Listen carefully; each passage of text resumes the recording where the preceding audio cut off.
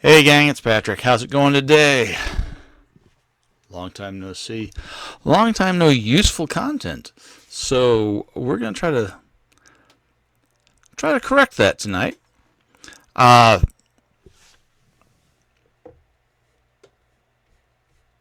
oh hey, light. What an idea, lighting. Although now I need to go powder my head or something to keep myself from glaring like a torch. The beacons are lit. Gondor calls for aid. All right.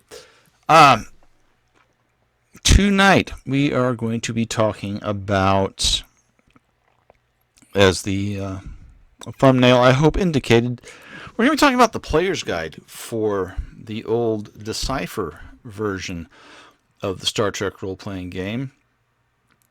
And hopefully we're going to find some utility within it, if I can get everything to focus correctly.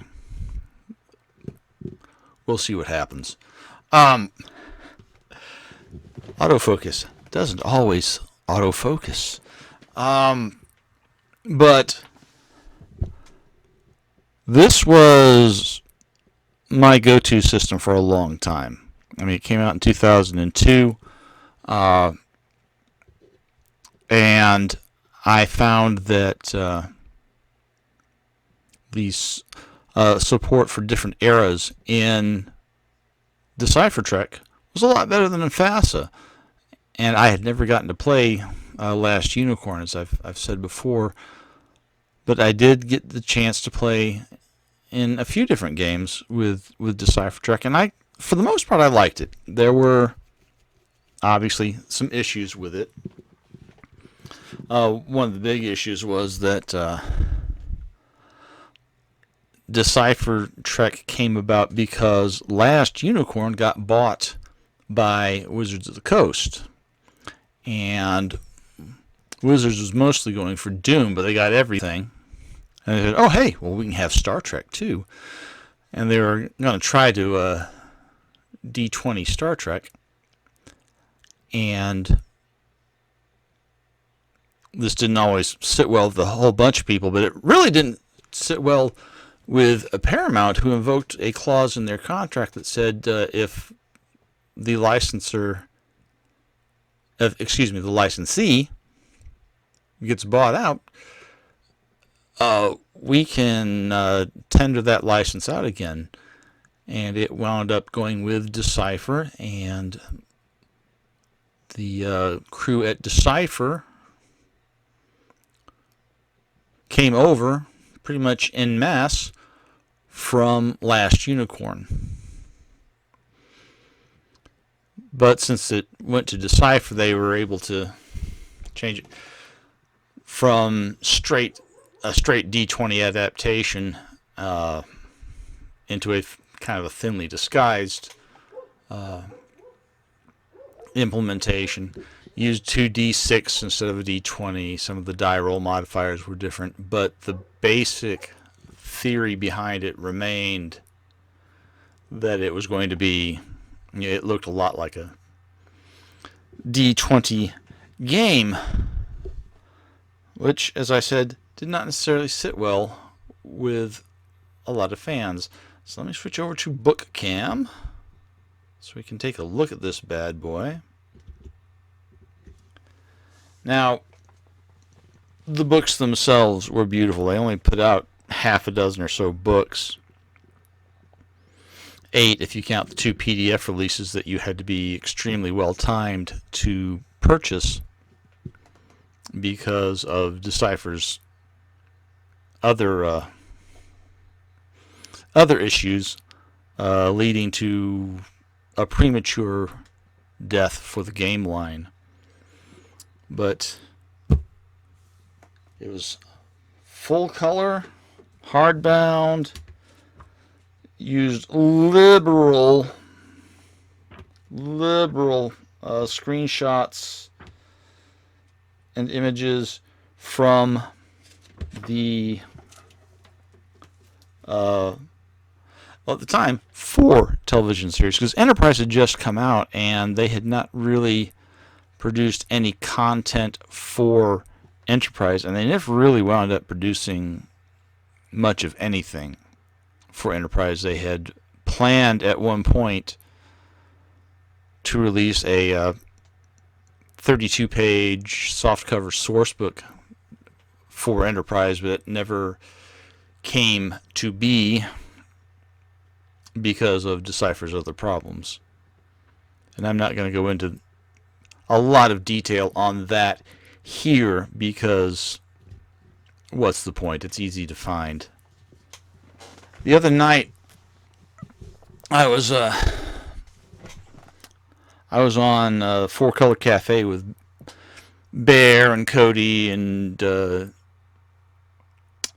Jim Johnson and Michael Dismuke, and we got to talking about the other iterations of the game before Star Trek Adventures. We were primarily talking about STA on that Four-Colour Café, but as these things are wont to do, discussion went to the other iterations of Star Trek role-playing, and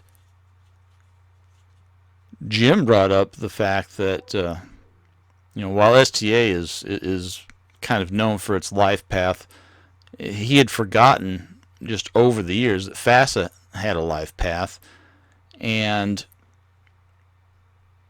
so did Last Unicorn.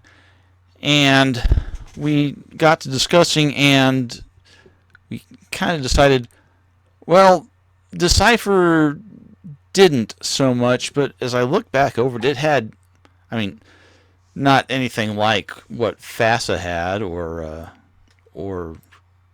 Last Unicorn, but it did have a life path of sorts. Not that you're going to be able to get a whole lot out of it for STA, but there are things in here that you can use for STA, even looking at their life paths. So let's take a look at that. The character creation process. I'm sorry for the glare. They were glossy pages, and I don't have the best lighting set up, and that's not likely to change anytime soon because that stuff's expensive. You chose a species, and they had 8 or 9 in the core book. Their species were the ones that were major characters in the 4 series. So you had Bajorans, and you had Betazoids, Cardassians, Ferengi, humans, Klingons, Ocampa, and Talaxians, and Vulcans. Oh, and Trill. Trill, and then Vulcans. Sorry. Pages stuck. But those are the species that came stock with the player's guide. When we were doing STA, we had a long discussion of what species were going to be represented in the STA core book, and it was decided that we'd pretty much stick with for sure we'd want the founding members of the Federation. So you had your humans, Andorians, Tellarites, and Vulcans, and then the Bajorans and the Betazoids were fairly common. Trill were very well were long requested, but that's why why some of those decisions were made, which is technically neither here nor there, but it is what it is. Then we had professions, and they largely defined what you could do. It was not quite as free form as STA, for instance, where you could be just about anything, but you had these classes, professions, They had a lot of this. They had comprehensive skills. Let's get through this because we need to get on to what happens next. So I can actually show you some of the utility.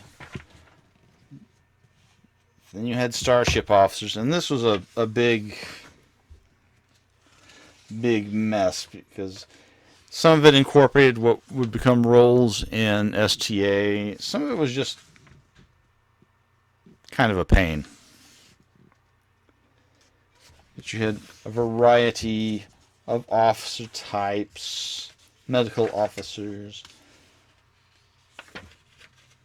Then you had attributes. Skip ahead to that and then this is where where things start to look a little more like a life path, because you've got, oh, can this focus? No. Oh wait, yes it did. How nice of it. You've got the species skills. You've got various other, professional and non-professional skills, which cost different amounts of experience to increase. But then you had personal development packages. This is where it started. This is where you... Come on, adjust. Do something if you do it wrong. There we go, sort of.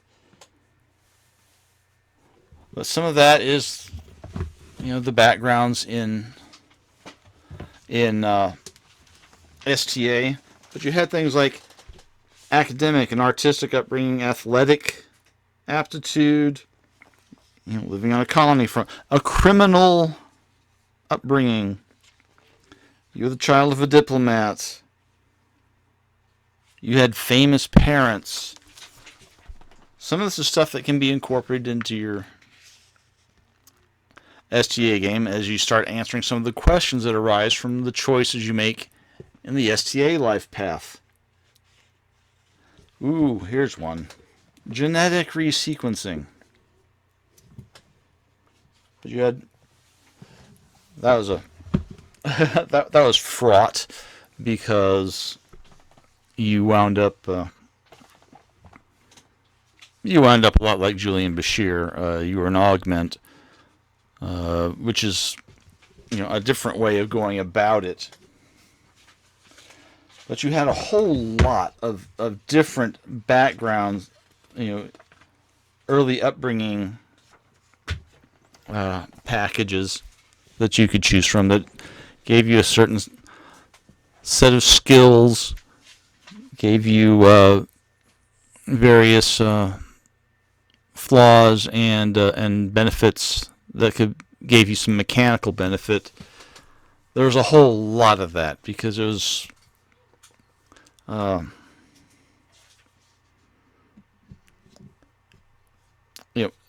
Wizards wanted Star Trek D20 and they never got it, and I'm kind of glad of that. But you wound up with some similar mechanics just because they had gotten fairly well off into the development before WotC lost the license and Decipher picked it up. Then you get professional development, which was dependent upon your education and the profession that you chose. A lot of that is simulated in the Starfleet Academy step in the STA world life path, world path. There we go, Pat. Let's just make things up as we go along. But you wound up with a bunch of other skills, and that was pretty much it. You wound up with a character basically fresh out of the academy. Because as in Decipher's game, you wound up gaining advancements. Not quite levels, but they did a lot of the same thing. Whereas the milestones in STA are a lot more subtle. There were, everything you wound up doing in Decipher Trek had wound up having some kind of mechanical advantage, which made keeping up with folks like Kirk and Cisco a monumental pain in the butt sometimes. But then, where STA has, STA has 6 skills. There were a boatload of them in Decipher Trek. The thing that I like about this and that can be useful in STA is all this list. Every one of these skills could wind up being used as a focus in STA. And as you got into the skill entries themselves, let's get past the mechanics of making a skill request and actually look at some of one of the skills here. Okay, here we go. We'll just start here at the beginning.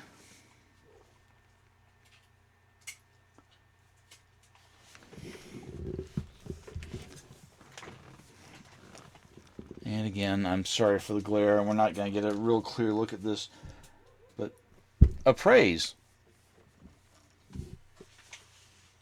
Come on, you can do this. I have faith in you, machine. The appraise skill, that can be a focus. If you want to dial it down, every one of these skills has a variety of specialties. Appraise antiques, for instance. Appraise rare batleths. So if you're looking for focuses, digging this book out and digging through its chapter 6 would not be a bad idea for you, because there are a lot of skills in this game, and with those skills come a lot of specializations, so you can drill them down. Every language has its own skills, and you can do languages as languages as focuses. See, this is what happens when you start digging into old books. You start thinking in the old book's terms, even when it's not necessarily to your advantage. Hey, folks. Look, I'm interrupting my own video. Have you ever watched a video on YouTube and it'll be going along, then all of a sudden, boom, there's another video, looks completely different, stuck in there, and the YouTuber goes, while I was editing this, I remembered something. And you say to yourself, I'm never going to be that guy. Never say never. So here I am recording a video to interrupt my other video, which I'm in the process of editing. Anyway, as I was going through and focusing so hard, not really intended, but puns happen. As I was focusing in on all the skills that could be converted into focuses, I completely overlooked the class of professional abilities. Excuse me. From the basic professions and the prestige classes, elite professions. Someday I'll let this joke go. Today is not that day. But all the professional abilities you're going to find in the player's guide, you're going to find more in the Starfleet Operations Manual, which we haven't touched on here yet, but that day is coming, I'm sure. But most of them, if they have not already been converted to talents in Star Trek Adventures, or closely approximated as talents in Star Trek Adventures,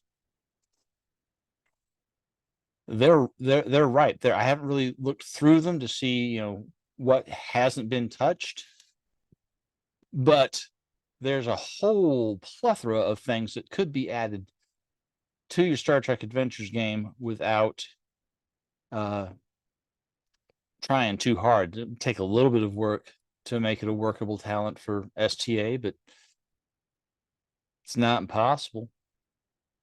Anyway, I thought of that as I was going through there and realizing I hadn't even mentioned that as I was recording last night. So, oops, sorry about that. Anyway, I'm gonna go back to the regularly scheduled video already in progress. Now, what they called traits, all their traits, whether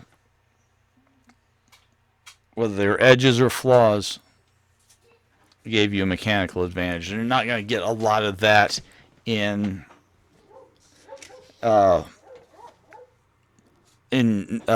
STA, but you can, again, start going through the list of some of these traits. And again, using them as focuses.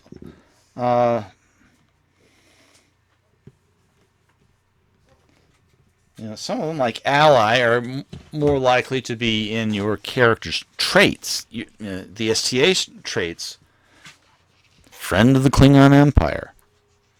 That would be a trait, but you could use defensive attacks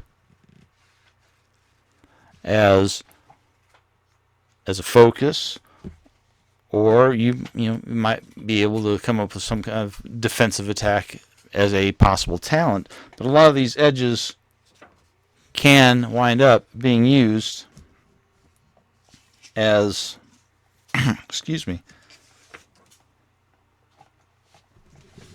as focuses.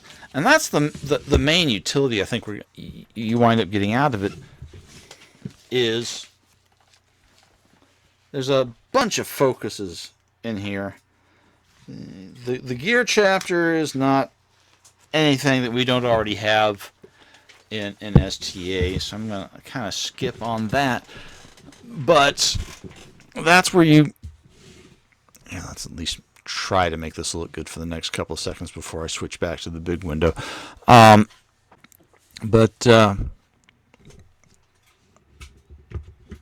there are a lot of things that you can wind up getting out of that Decipher book. If you've got it, you can, is it worth tracking down? That depends on how much of a completionist you are. I think it's worth it, but then I like the system. I like the game. We played in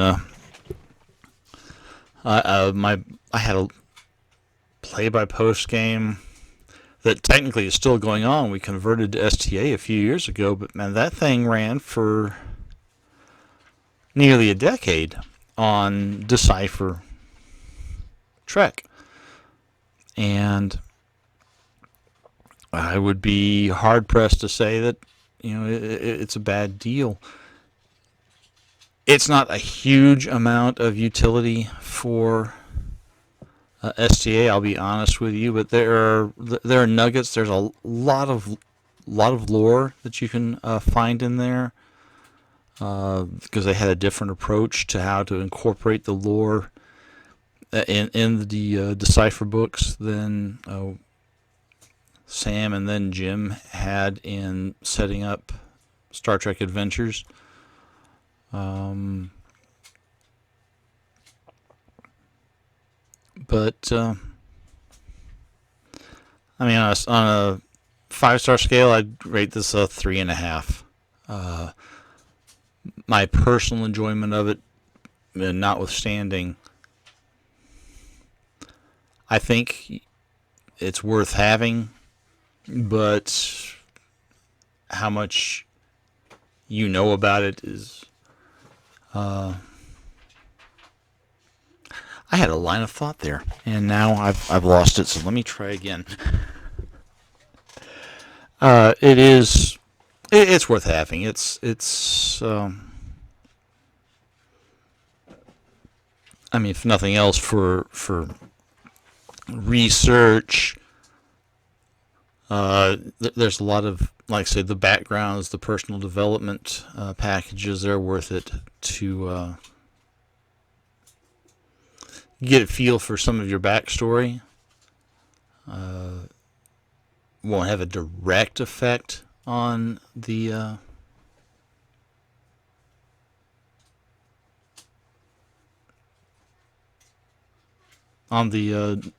development of your STA character, but anything that can help you come up with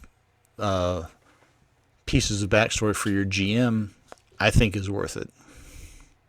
And I've rambled enough. I'm doing it again, guys.